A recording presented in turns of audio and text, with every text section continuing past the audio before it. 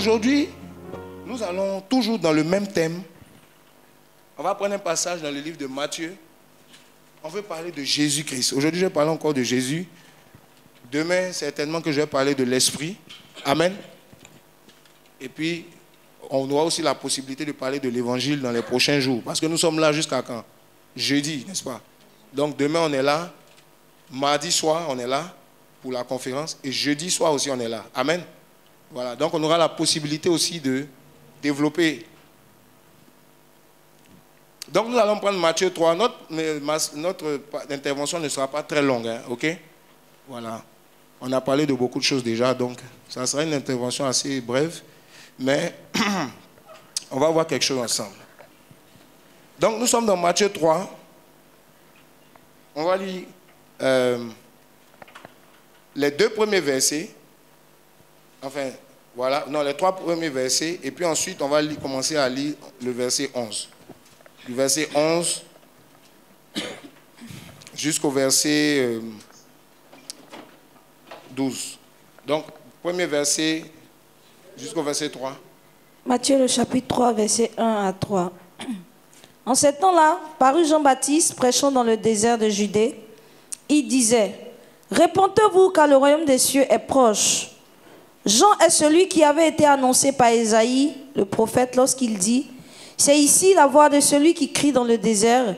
Préparez le chemin du Seigneur, aplanissez ses sentiers. » Verset 11. « Moi, je vous baptise d'eau pour vous amener à la repentance. Mais celui qui vient après moi est plus puissant que moi. Je ne suis pas digne de porter ses souliers. Lui, il vous baptisera du Saint-Esprit et de feu. » Alléluia. Continue, verset 12. Il a à sa main droite, il a son vent à la main, il nettoyera son aire et il amassera son blé dans le grenier, mais il brûlera la paille dans le feu qui ne s'éteint point. Amen. Amen. On s'arrête là. Amen. Donc voici un peu le passage que nous voulons aborder, qui nous présente un Jésus. Comme je vous disais, Jésus a plusieurs facettes. Et hier, on a parlé de ce Jésus qui détruit les œuvres des ténèbres. Amen. N'est-ce pas, qu'on présentait Jésus. Aujourd'hui, nous sommes en train de parler de ce Jésus ici. Jean-Baptiste est venu avec un message. On nous dit, en ce temps-là, Jean-Baptiste parut dans le désert de la Judée. Il disait, répentez-vous car le royaume des cieux est proche. Vous voyez? Jean-Baptiste, la Bible dit, Jean est celui qui avait été annoncé par Ésaïe le prophète. Lorsqu'il dit, c'est ici la voix de celui qui crie dans le désert, préparez le chemin du Seigneur, aplanissez ses sentiers. Donc Jean-Baptiste était venu pour annoncer ou pour présenter Jésus. La prédication de Jean-Baptiste, c'était de faire quoi? De dire aux gens, voilà celui-là le Sauveur, le Messie, celui qui vient pour la solution. Donc son ministère n'était pas de se présenter lui. Son ministère n'était pas de se... Vous comprenez, non? De se présenter lui-même, mais c'était de présenter Jésus. Et c'est à ça que nous servons. Nous qui sommes des pasteurs, des hommes de Dieu, notre ministère n'est pas de venir nous afficher pour que vous deveniez des fans. Non. Les gens venaient à Jean-Baptiste, ils disent non, non, non. On dit, est-ce toi le Christ? Il dit non. Mais c'est toi le prophète? Il dit non, non, non. Moi, je ne suis que la voix de celui qui crie dans le désert. Préparez le chemin du Seigneur. Amen. Et au verset 11 maintenant, il dit, moi je vous baptise d'eau pour vous amener à la repentance. C'est-à-dire, l'eau ici, c'est l'eau de la parole. Pour vous amener à la repentance. Mais celui qui vient après moi est plus puissant que moi et je ne suis pas digne de porter ses souliers. Lui, il vous baptisera de Saint-Esprit et de feu. Alléluia. Lui, il vous baptisera de Saint-Esprit et de feu.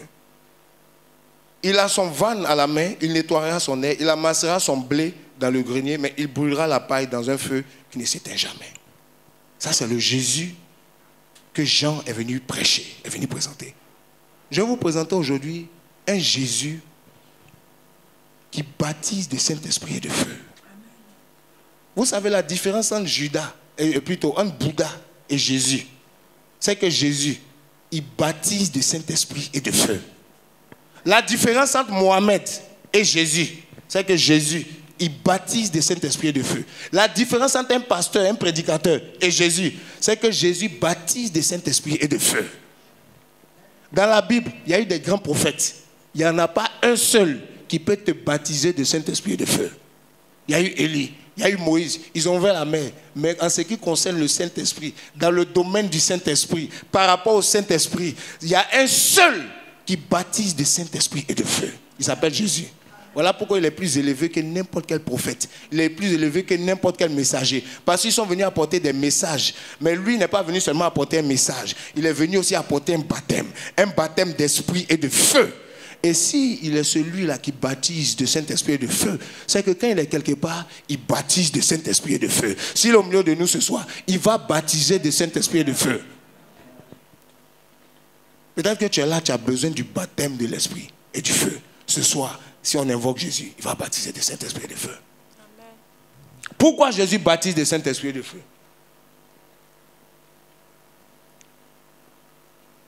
Sans le Saint-Esprit, tu ne peux pas être chrétien. Amen. Dis ça à ton voisin.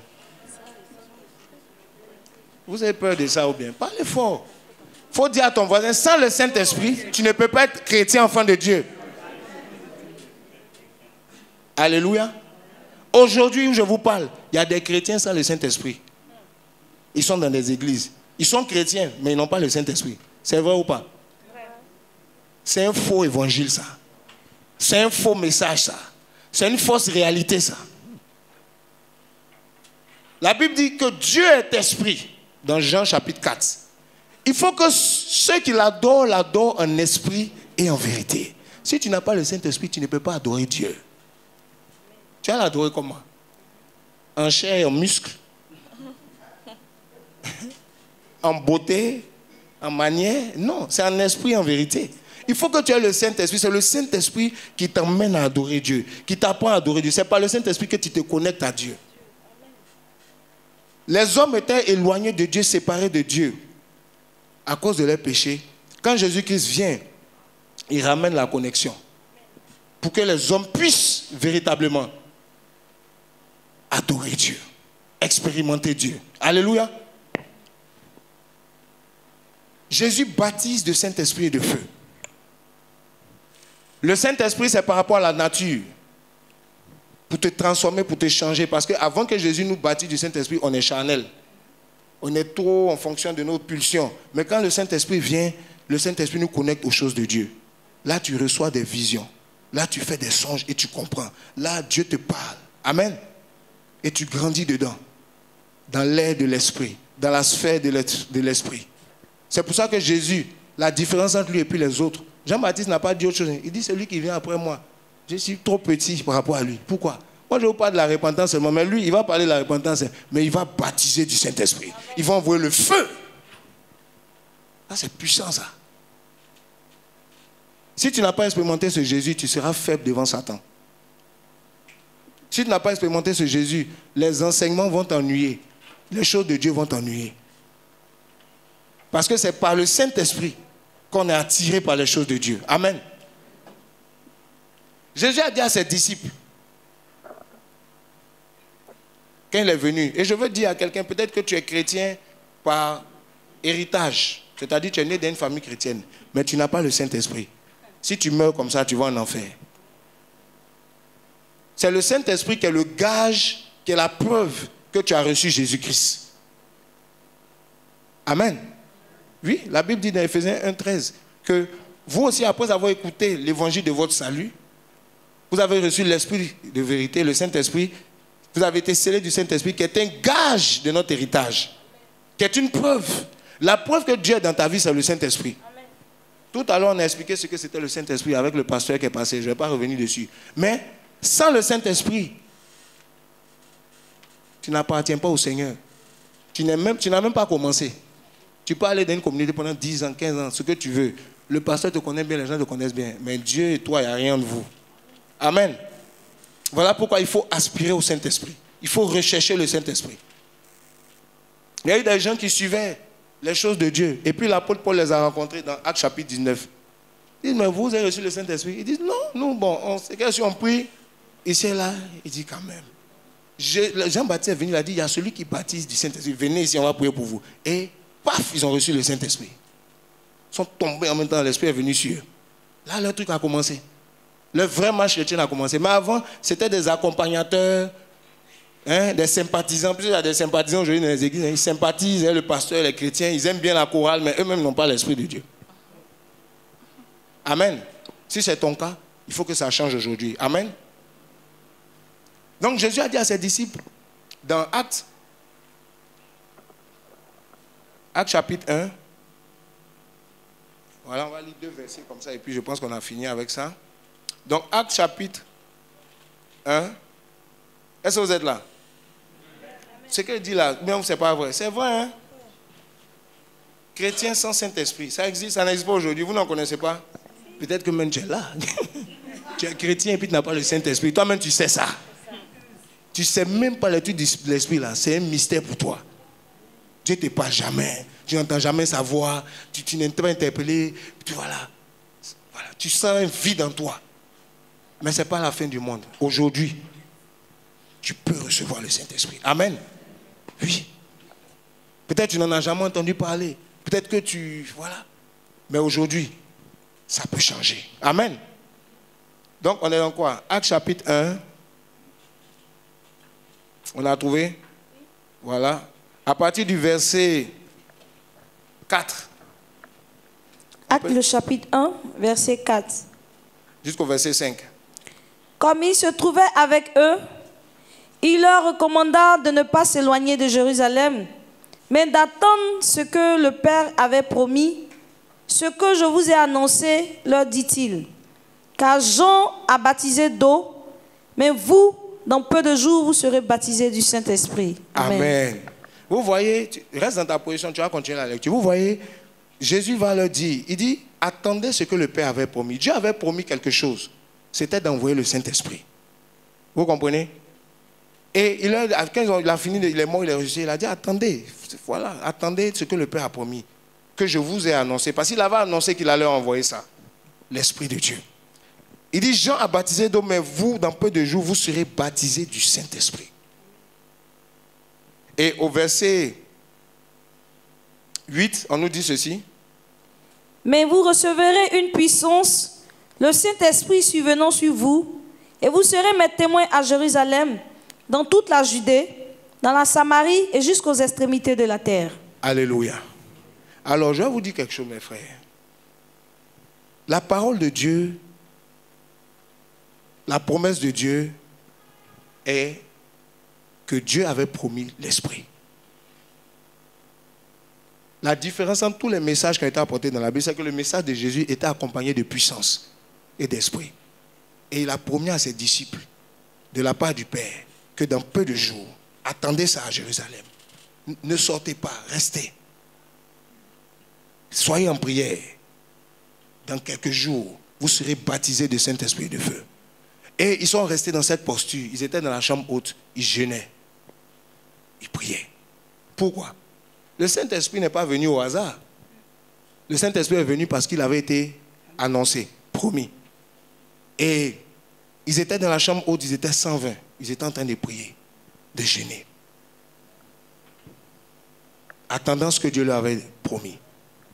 Et la Bible dit dans Actes chapitre 2. Tu peux t'asseoir. Dans Actes chapitre 2. Vous connaissez ce passage, non? Ils étaient dans la chambre haute et pendant qu'ils priaient, il y a eu un vent tout à coup. Il y a un vent qui a soufflé. Et des langues semblables à des langues de feu ont apparu se posant sur eux. Ils ont été remplis du Saint-Esprit.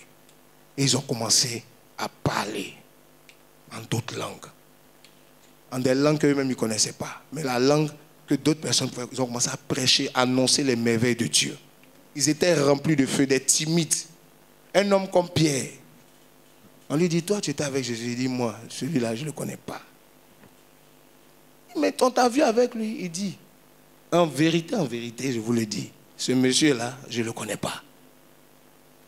Il dit, mais cette manière même de parler là, c'est comme ça lui-même il parle. C'est que j'étais avec lui. Il dit, dans ce moment, que Dieu me traite dans toute sa rigueur, que Dieu me foudroie. Il a commencé à se maudire lui-même. Je ne le connais pas. Pourquoi? Parce que la manière dont on a battu Jésus avec des verges, des fouets, quand il a vu cette souffrance, il s'est dit, mais s'il dit que c'est avec lui, je suis mort ici. Donc j'aime Jésus, mais je ne le connais pas. Pour l'instant, pour l'heure, je ne le connais pas. Et on dit quoi? Lui qui était très proche de Jésus, Il le suivait. Même quand les gens voulaient s'approcher de lui, il les bloquait, tout ça. Juste quand je dis, mais laisse au moins les enfants venir. Il bloquait les gens. Protocole rapproché. Il dit, tu ne peux pas te mettre entre Jésus et puis Pierre. On dit maintenant, il suivait de loin. C'est-à-dire quand on emmenait Jésus, quand il laisse au moins 25 mètres, 30 mètres, il est dans la foule et puis il suit de loin. Sa manière de suivre Jésus a changé à cause des persécutions. Je ne le connais pas bien. Et il allait se cacher dans la chambre haute. Quand tu leur demandais si vous connaissez, ils ont tous fui ce jour-là. On dit même Marc a fui nu, laissant ses vêtements. Il n'y avait plus la honte. Vaut mieux être nu et fuir plutôt que de rester là pour qu'on nous attrape. On a attrapé son ami, il dit mon garde, c'est ça mon frère. Il est parti. Il fuyait. Et c'est comme ça beaucoup d'entre nous. On n'est pas à fuir. Mon chrétien. Quels sont les chrétiens? Si tu pries, bon, écoute, de temps en temps, toi-même tu sais que tu aimes Jésus. On ne peut pas s'afficher avec Jésus. Mais il était timide. Il avait peur de sa foi chrétienne. Il ne pouvait pas assumer ça en public. Amen. Eux tous, ils ont fui. Mais le jour là, quand ils étaient en train de prier, le feu est tombé dans la salle. Ils ont été secoués. Pierre est devenu quelqu'un d'autre. Ils sont sortis. Il y avait les gardes, il y avait les gens, il y avait des foules, il y avait plus de milliers de personnes. Pierre s'est arrêté. Il a commencé à parler de Jésus. Il a commencé à prêcher Jésus. Il dit Jésus-Christ est mort. Il est ressuscité pour les péchés. Il délivre de la mort. J'ai été avec lui. J'ai mangé avec lui. J'étais avec lui. On l'a tué devant nous. Les gens disent, on va vous arrêter. Ils disent, en tout cas, nous, on parle de Jésus. En tout cas, on prêche la parole. On n'a pas peur de mourir. Ce jour-là, Pierre a prêché. Il n'a plus eu peur de quelqu'un. Pourquoi? Parce qu'il a été baptisé du Saint-Esprit. Je veux dire à quelqu'un, tu es timide avec ta foi, mais tout de suite, tout à l'heure, quand on va prier, quand le Saint-Esprit va descendre dans cette salle, tu ne seras plus timide. Tu vas t'arrêter à ton travail. Tu vas t'arrêter dans ta maison. Tu vas t'arrêter dans la rue. Ton nature de chrétien que tu cachais, ça va ressortir. Alléluia. Tu me suis sur Internet. J'ai dit, quand le Saint-Esprit va descendre. Parce que quand tu reçois le baptême du Saint-Esprit, tu n'es plus timide. Ce n'est pas un esprit de timidité qu'on a reçu. Ce n'est pas par rapport à tes études. Ce n'est pas par rapport à tes manières. Ce n'est pas par rapport à ce qu'on va penser de toi. Mais tu es rempli de la force de Dieu pour prêcher la parole, pour témoigner de Jésus. Les choses qui t'effraient ne t'effraient plus. Alléluia. Tu deviens un homme différent, une femme différente. C'est de ça qu'on a besoin dans l'église. C'est de ça qu'on a besoin aujourd'hui. On n'a pas besoin de discours, trop de discours. Il faut aller faire une offrande spéciale. Il faut envoyer une calebasse de sel. Il faut prendre un pot d'huile. Il faut faire ceci. On a besoin d'être baptisé du Saint-Esprit, rempli de feu. Alléluia. Quand tu es rempli de feu du Saint-Esprit, quand un sorcier te voit, il change de route. Si tu rentres comme ça, tu dors. Le sorcier qui était dans ta chambre, il change de chambre en même temps. Parce que le feu est sur toi. Il ne peut pas rester à côté de toi. Alléluia. Ce n'est pas que tu as besoin d'appeler un pasteur pour venir prier. Toi-même, quand tu viens, c'est du feu qui vient avec toi. Donc, quand on te voit, on dit, mais qu'est-ce que tu as changé? Non, je n'ai pas changé. En tout cas, bon, écoute, nous, on se voit plus tard. On ne peut pas rester avec toi. Tu vas commencer à voir les gens qui sont de l'autre camp. Quand tu es rempli de Saint-Esprit et de feu, ta vie change. Ton atmosphère change. Tu deviens un homme et une femme spirituelle. Alléluia. C'est ce que Jésus a voulu faire de nous. C'est ce que Jésus veut faire d'un homme. Si tu donnes ta vie à Jésus, il va te baptiser de Saint-Esprit et de feu. Tu peux ne pas avoir l'argent, hein? Tu peux ne pas avoir un travail tout de suite, hein? Mais tu seras baptisé de Saint-Esprit et de feu. C'est ce qu'il a promis. Jean-Baptiste a dit, quand il va venir, il ne va pas vous donner l'argent. Quand il va venir, il ne va pas vous ouvrir des portes financières. Quand il va venir, vous le reconnaîtrez comment? Lui baptise de Saint-Esprit et de feu. J'aime Jésus parce qu'il baptise de Saint-Esprit et de feu. Ah oui, je vous dis la vérité. Quand tu le rencontres, quand il te touche, sa touche est une touche embrasée. Si tu étais tiède, tu deviens chaud. Si tu étais timide, tu n'es plus timide. Ta timidité s'en va. Ta peur s'en va. Alléluia. Quand Dieu a créé Adam, il a fini de le façonner. Dans Genèse 2, il finit de le former. La Bible dit Adam était couché. Comme ça. La Bible dit, Dieu souffla dans ses narines un souffle de vie et il devient une âme vivante. C'est ce souffle-là. Le souffle-là, souffla ici, là, le mot en hébreu c'est nafak, ça veut dire allumer un feu. Il a soufflé le nafak dans ses narines. Adam a commencé à se mouvoir, à marcher, à parler. Le feu était en lui. Il a été embrasé. Alléluia. Quand le nafak va souffler sur toi, tes petites peurs, tout ça sera parti. Alléluia. C'est ce que Dieu veut faire. On est dans un temps où Dieu veut une armée des gens qui se tiennent. Des chrétiens véritables, des gens qui ont été touchés par la nature de Dieu, qui n'hésitent pas pour le Seigneur, qui sont convaincus, quand c'est oui, quand c'est non, c'est non.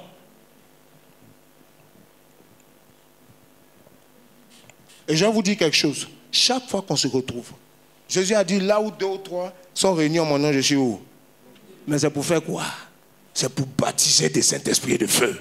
C'est pour déverser sa flamme. C'est pour déverser, c'est pour souffler le nafak. C'est pour souffler le vent de Dieu sur ces hommes et ces femmes. Pour changer leur nature. Pour briser la puissance des ténèbres. Pour briser la puissance des démons. Pour ramener la confiance, l'assurance, là où il y avait la timidité. Pour faire de vous des hommes différents. C'est ce qui s'est passé. Il leur a confié des missions. Il a dit, vous allez aller évangéliser tout ça. Mais attendez d'abord. Si je n'ai pas soufflé ça sur vous, vous ne pouvez pas faire le travail. Amen. Est-ce que tu es là? Est-ce que tu as été baptisé du Saint-Esprit? Je ne parle pas de parler en langue et puis ta vie ne change pas. Ce n'est pas de ça que je parle. Je parle du feu de Dieu. Quand il descend, ta vie change. Avec ou sans parler en langue, ta vie change automatiquement. Ta nature change automatiquement. Est-ce qu'on est là? Bon, moi j'ai fini de prêcher. On va se lever, on va prier au nom de Jésus. Alléluia. Est-ce que quelqu'un est là? Le chant du début. Quand il descend, l'atmosphère change, il y a transfert. Est-ce qu'on peut se lever un peu? Doucement, doucement, doucement. On va prier le Seigneur. Ce soir, il y a des gens que Dieu veut allumer avec un feu. Ce soir, Dieu veut souffler son nafak au milieu de nous. Je ne sais pas comment tu es venu. Peut-être que tu te sentais faible. Peut-être que c'est comme si tu n'as pas le Saint-Esprit. Mais ce soir, la main de Dieu descend sur toi. La main de Dieu descend sur toi. Au nom de Jésus. Tu es là, tu sens cette onction sur toi. Approche-toi ici.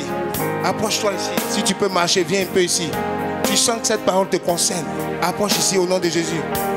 Approche ici au nom de Jésus. Viens, viens, viens, viens. Il y a une onction. Il y a une onction puissante. Au nom de Jésus. Fire.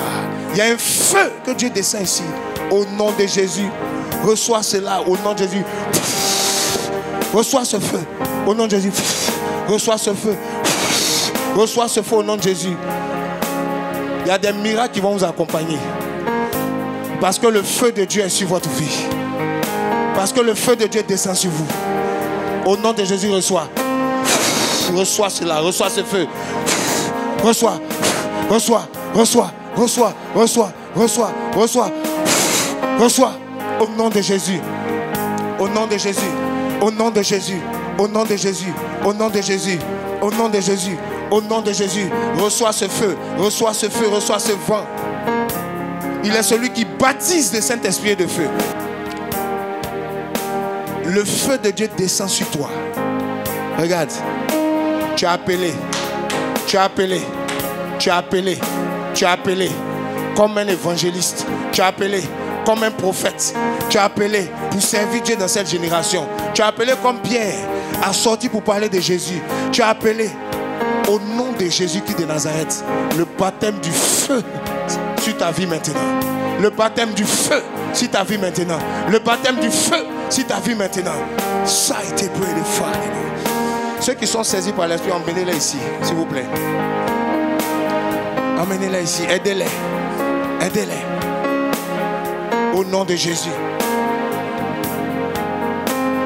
Tu ne partiras pas comme tu es venu. Ce programme, c'est un programme où Dieu veut descendre.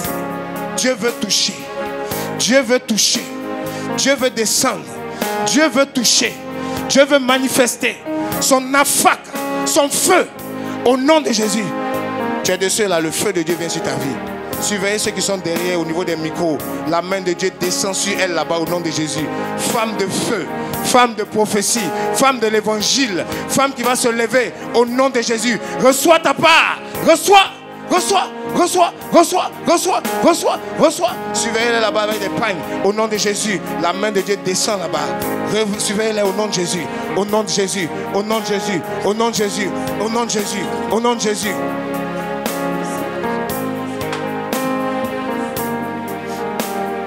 Surveillez-les. Une onction prophétique qui tombe sur leur vie. Le chant que tu chantes n'est pas un chant simple. Quand tu chantes, prophétise. Quand tu chantes, annonce les oracles de Dieu. Dieu veut t'utiliser pour faire des miracles. Amène là ici. Oui, amène là, c'est elle. Dieu veut t'utiliser pour faire des miracles. Ne te minimise pas. C'est Dieu qui t'a donné l'inspiration du chant. Pour faire des miracles. Quand tu vas chanter, des vies seront restaurées.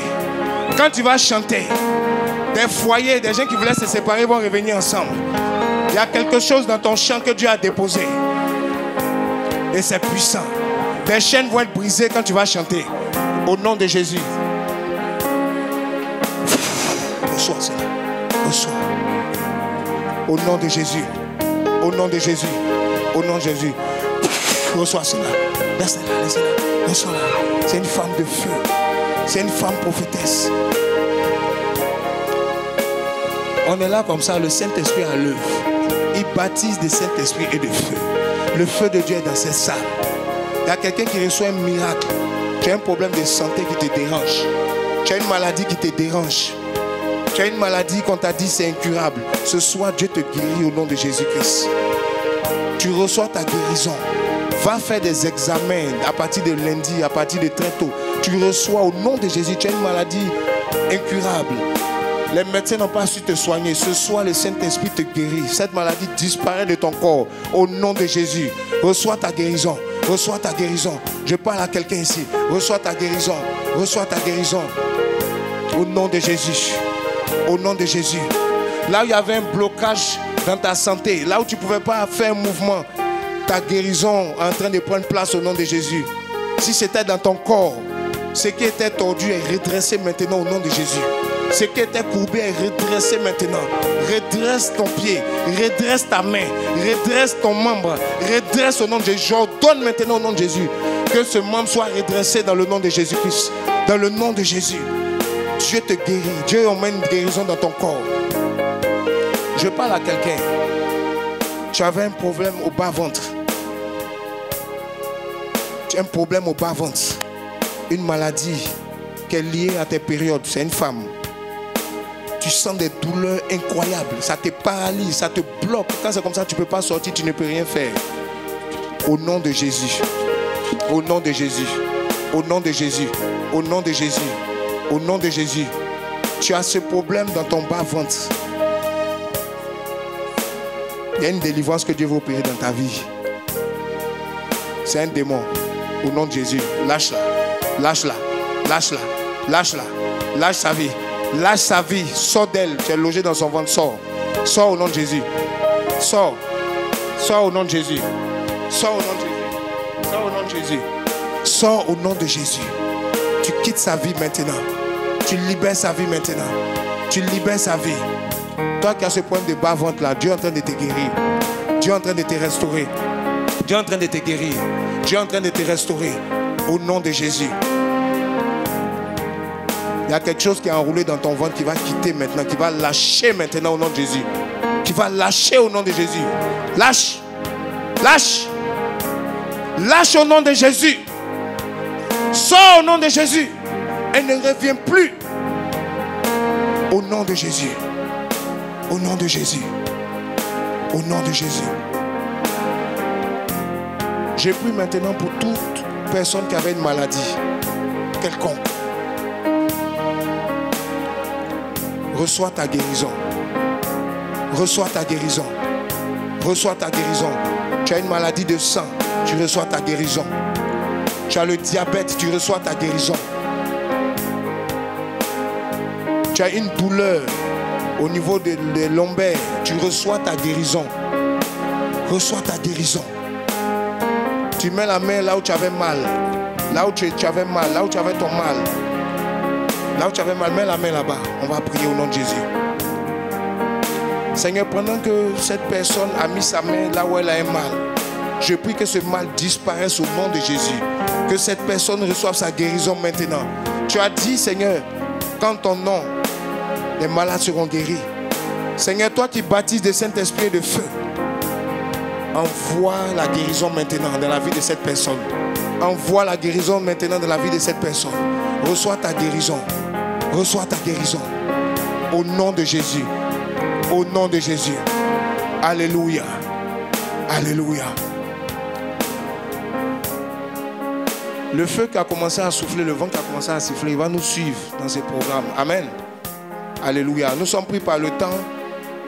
Mais si quelqu'un a été béni par le Seigneur, est-ce qu'il peut acclamer le Seigneur? Que le nom du Seigneur soit béni ce soir.